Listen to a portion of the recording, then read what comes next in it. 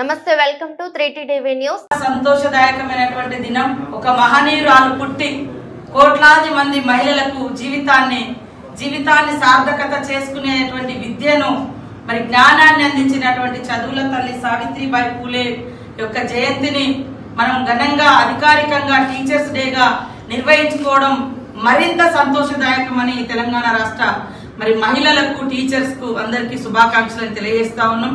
వాస్తవానికి గత కొన్ని సంవత్సరాలుగా మరి సావిత్రిబాయి పూలే గారి యొక్క జయంతిని అధికారికంగా నిర్వహించాలి, టీచర్స్ డేగా నిర్వహించాలన్నటువంటి వాదన మన ఎస్సీ ఎస్టీ బీసీ బడుగు బలహీన వర్గాలు మహిళలు ముఖ్యంగా డిమాండ్ చేశారు.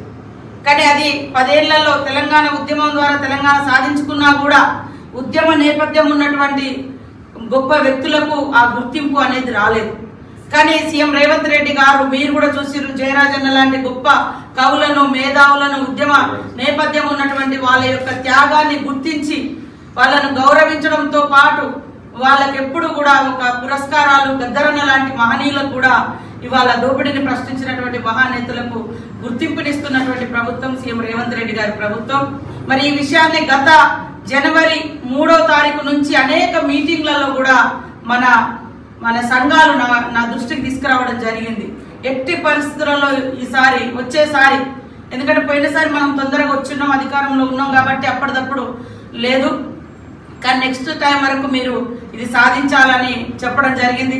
దానికి తోడు మరి అద్దంకి దయాకర్ అన్న కానీ మేము కానీ తను మరి మన రమేష్ గారు వీరు వారందరూ కూడా మొన్న మళ్ళీ మరొకసారి తీసుకురావడం జరిగింది.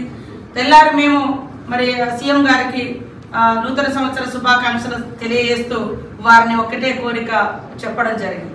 ఇది మహిళలకు మరింత బూస్టింగ్ ఇచ్చి అంటే